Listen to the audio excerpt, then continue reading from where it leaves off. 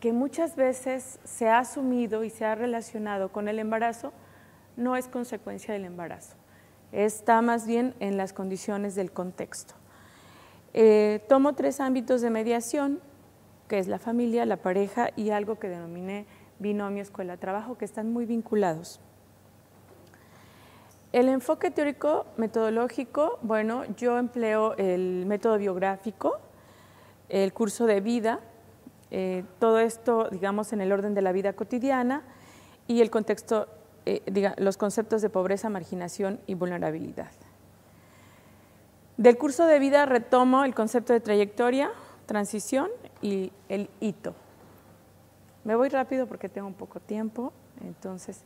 Bueno, en este esquema yo me permití integrar a partir de Castell cómo podría explicarme esta distinción de que se es pobre de diferente forma en un mismo contexto socioeconómico.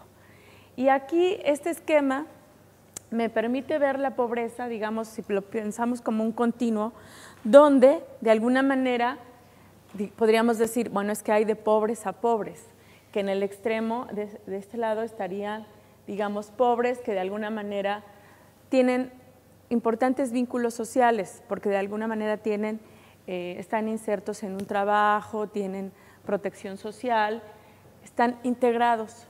Entonces, la zona de vulnerabilidad se entendería como esos eventos de alguna manera que se van acumulando en la vida, desventajas, y que en algún momento de crisis puede llevar al sujeto a avanzar hasta la zona de exclusión social. Entonces, digamos que en esos 3 niveles podríamos tener a 3 sujetos pobres, pero enfrentando la vida de manera distinta, con distintos recursos y evidentemente con distintas consecuencias. Entonces, a mí fue el esquema que me permitió suponer estas diferencias en las mujeres que se embarazan siendo pobres y que me podrían permitir explicar por qué aún compartiendo, incluso viviendo en la misma delegación, fue la delegación Iztapalapa donde yo trabajé, podrían tener consecuencias y significados diferentes. La investigación amplia se realizó a partir de investigación documental y trabajo de campo en el contexto, no voy a profundizar en eso, una encuesta con 1,200 jóvenes, hombres y mujeres, tampoco voy a profundizar en eso. En lo que voy a profundizar son en el análisis cualitativo que hice de 19 entrevistas biográficas de estas mujeres, todas habían sido madres antes de los 18 años. Para poder hacer el análisis cualitativo, construí un modelo que definí como trayectoria sexual reproductiva, basada en todos estos fundamentos teóricos que antes les señalé, que me permitiría de alguna manera mirar analíticamente las trayectorias, construir teórica y analíticamente las trayectorias. Y entonces aquí lo que en el siguiente esquema es un poco más claro. Este es el modelo, es hipotético. Quiero señalar que aquí lo que hice fue ubicar 5 momentos transicionales importantes en la vida sexual y reproductiva de las mujeres adolescentes, empezando por la menarca, pasando por la primera unión, después por la primera relación sexual, el primer embarazo y el nacimiento del primer hijo. Todo esto lo construí en función de la literatura sobre el tema, tomando en cuenta las encuestas a nivel nacional y también, digamos, un poco, o sea, ¿qué quiero decir con esto? Que este modelo, si bien tiene el fundamento en los datos para México, no tiene ninguna cuestión valorativa de que tendría que ser una norma, simplemente es un modelo teórico, analítico. Pero ustedes pueden ver en la flecha rosa que lo más importante es hacer este seguimiento teniendo como eje la subjetividad. Es decir, a partir de las narrativas que las mujeres hacían, esto me permitía dar cuenta de cómo se habían experimentado y cómo se había transitado por esos distintos momentos en la vida sexual y reproductiva de las mujeres. En los cuadros amarillos hay dos momentos muy importantes que yo exploro, que son antes de la primera unión, antes incluso de la primera relación sexual, son las expectativas de vida que tenía la adolescente, qué expectativas de vida tenía, y una vez que ocurre el embarazo, cuál es el significado en el momento que ella se entera y que confirma que está embarazada, cuál es el significado que le otorga este embarazo. Voy a presentar de manera breve los resultados. Quise retomar solamente esta diapositiva respecto a los datos cuantitativos porque me parece muy relevante, un poco distanciándome de este discurso que dice que en México las adolescentes tienen que dejar la escuela, tienen que dejar de estudiar por el embarazo. Realmente esto no fue así. O sea, prácticamente en el esquema cuantitativo, como en los resultados QUALYS, las mujeres habían abandonado la escuela antes por otras razones diferentes al embarazo, ¿sí? Y sobre el significado que encontré en la encuesta en los jóvenes que habían sido padres y madres, también las consecuencias son valoradas desde una perspectiva sumamente positiva. Es decir, la mayoría de ellos, en las primeras 4 barras, tenemos aspectos positivos asociados al embarazo. Uno de ellos es, y el más importante, que el embarazo los hizo sentir una persona más responsable, que el embarazo, en segundo lugar, les dio más seguridad en la vida y que el embarazo los hizo sentir menos solos, así como les permitió alejarse de grupos de amigos, de pandillas, de bandas con las que se dedicaban, en el caso, a consumir drogas, alcohol, ¿no? Solamente en la última barra tenemos un 22% que dice que realmente por el embarazo fue que no pudo continuar sus estudios. Entonces, este discurso tan repetido de es el embarazo el responsable de el abandono escolar con las consecuencias y el incremento de la vulnerabilidad, realmente habría que verlo así como con mucho cuidado, ¿no?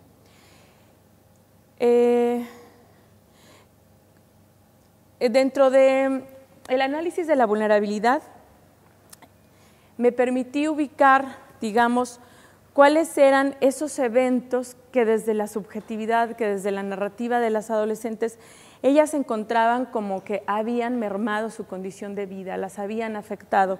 Y encontré una serie de experiencias que ellas identifican como, digamos, que las habían afectado, que también tienen poco que ver con el embarazo, que están antes del embarazo. Y estos los organicé en mis 3 mediaciones, como en el ámbito de la familia,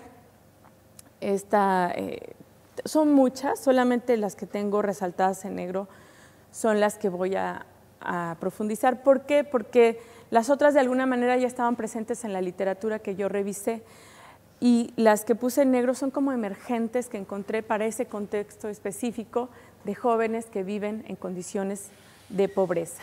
Y era la presencia de algún familiar con algún problema de adicción, el abandono de los padres.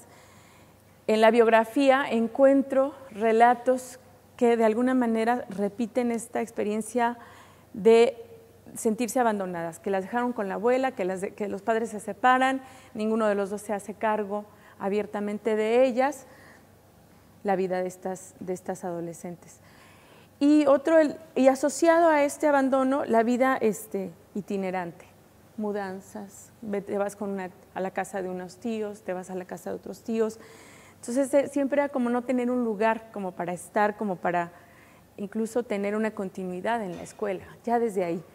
En el ámbito de las relaciones de pareja, bueno, aquí ya es otro momento del proceso, de la trayectoria, está el abandono de la pareja y en varios casos la pareja vinculada a la delincuencia o la pareja con adicciones. Y en el binomio escuela-trabajo, la deserción escolar para todos los casos es anterior al embarazo, en este contexto de pobreza. hay dificultades escolares, reprobación, pero una experiencia de fracaso escolar estimulada mucho por los docentes. Es que tú no sirves para la escuela, no sé qué haces aquí, ya te deberías de ir a tu casa. Entonces se van construyendo en la escuela como sujetos que no, una de ellas me decía, bueno, ¿y para qué mis padres siguen gastando en esto si yo no puedo, si realmente yo no voy a hacer uso de esos recursos? Mejor ya no. Y entonces dejaban la escuela, pero tiene mucho que ver con esta construcción subjetiva de no puedo yo con la escuela. El maltrato escolar también estuvo presente, no solamente por compañeros, sino por profesores, y vinculada a su actividad escolar, una vez que llegan a casa, la responsabilidad de actividades domésticas, es decir, les toca hacer trabajo doméstico desde muy pequeñas, cuidar a niños, hermanos, vecinitos. Entonces, todo esto, bueno, varios de estos marcadores aparecen biográficamente antes del embarazo. En conclusión, diría respecto a los marcadores de vulnerabilidad, las desventajas aparecen muy temprano en la vida de estas mujeres, son de la vulnerabilidad es de larga duración y está vinculada a su condición de género. Mucho de esto ocurre inicialmente en la familia y todavía la pareja puede hacer una diferencia importante. A lo mejor les fue muy mal con su familia, pero si tienen una pareja que al momento del embarazo las apoya y continúan en la relación, a algunas les va muy bien, a otras no, sobre todo a las que tienen parejas con problemas de adicción. Aquí podemos ver más o menos cómo fue la presencia de estos marcadores de vulnerabilidad en las biografías. Prácticamente en las tres áreas todas presentan, menos en la primera, ¿no?, de pareja, pero todas tienen en esos relatos biográficos eventos que de alguna manera se van acumulando en la existencia.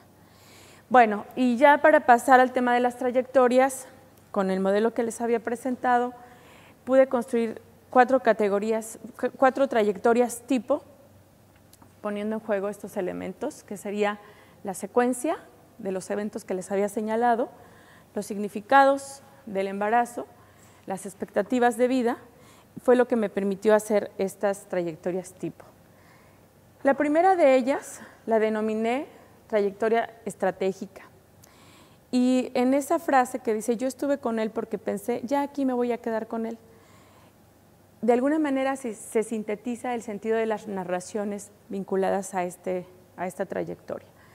Lo que encontramos aquí, en términos de las dimensiones, como fue construida la trayectoria, la secuencia, tenemos que el primer embarazo antecede a la primera unión. Algo importante es que existen expectativas de matrimonio claramente definidas, incluso antes de la primera relación sexual, de matrimonio y maternidad. Y en el momento de enterarse del embarazo, tiene un significado positivo. Podemos verlo en la segunda narración, donde Ana dice, uy, ¿y a quién más le platicaste que estabas embarazada? Uy, a todos les platiqué, quería que todos se dieran cuenta, que se enteraran que estaba feliz. Es el tipo de narraciones que a mí me permitieron ir configurando esta trayectoria. En este caso, bueno, en esta trayectoria estratégica tenemos 6 casos. La primera relación sexual y el primer embarazo anteceden a la unión, el significado del embarazo es positivo y las expectativas se centran en la maternidad y la conyugalidad.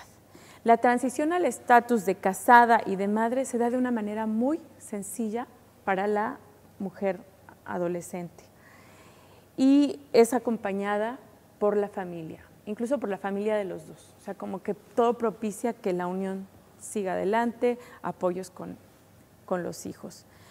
La segunda trayectoria la denominé de reparación, no quiero tener un hijo, de alguna manera ese es el significado que prevalece en todas estas narraciones y que en términos de la secuencia, el número 1, digamos como lo pueden ver en el esquema, se mantiene, la secuencia de los eventos es la misma.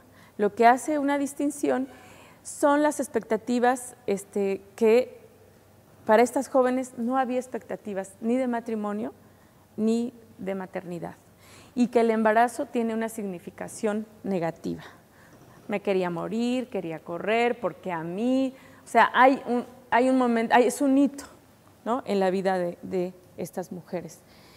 Y lo que pasa aquí en esta trayectoria, que fueron 8 casos, es que el embarazo tiene un significado como que se equivocaron, fue un error, y entonces, pero hay formas culturales, sociales aceptadas como para reparar la situación. Sería lo que resaltaría de esta trayectoria. Y la trayectoria de repetición, en esta trayectoria la cuestión se modifica considerablemente porque básicamente la significación está asociada a una sensación de perder el control de la vida, la libertad, muy valorada en estas adolescentes. Pero aquí tenemos que, para empezar, la secuencia de los eventos no es completa, porque aquí no tiene lugar nunca la unión, no hay unión. Y las expectativas de matrimonio tampoco existían, ni de maternidad, y el embarazo tiene una significación sumamente negativa. Lo que tenemos aquí que está la presencia de otros eventos perinatales, como serían aborto, muerte perinatal, y segundo y hasta tercer embarazo, ¿no? Entonces, sería como la trayectoria, una trayectoria vulnerable. Hay una especie de, como que no hay un control en la vida de estos eventos. Ellas señalan como que el embarazo fue incluso azaroso porque los vínculos de pareja en los que se da el contexto no son relaciones incluso comprometidas, hay varones mucho mayores que ellas. ¿Qué más podría decir? En este caso, transicionalmente, no se logra un estatus ni de madre ni de pareja, es como si la transición no ocurriera claramente. Y ahí los padres de ellas juegan un papel muy importante porque de alguna manera se hacen cargo de ellas, pero también de los hijos, ¿no? Y siguen siendo muy controladas, incluso la dependencia de la familia suele incrementarse.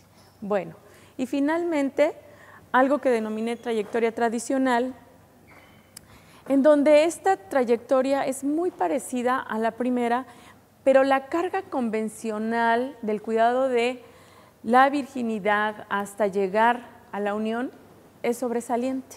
Entonces, solamente estamos hablando de un contexto de pobreza, de marginación, donde estas jóvenes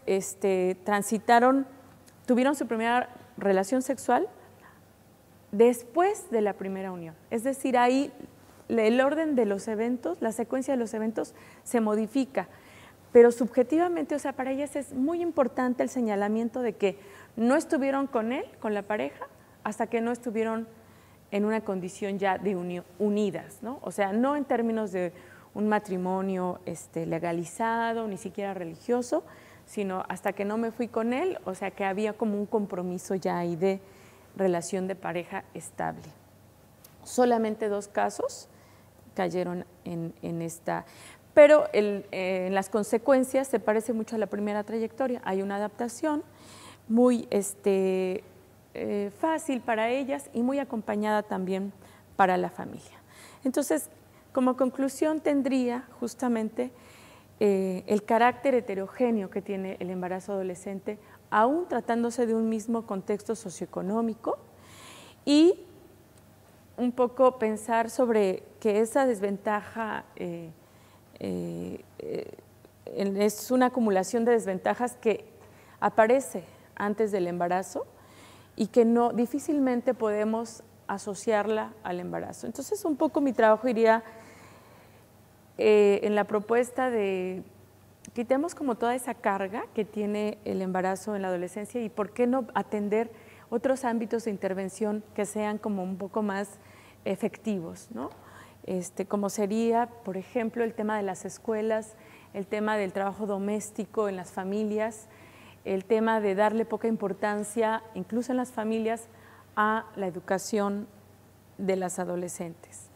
Gracias por su atención. Hasta aquí me quedaré.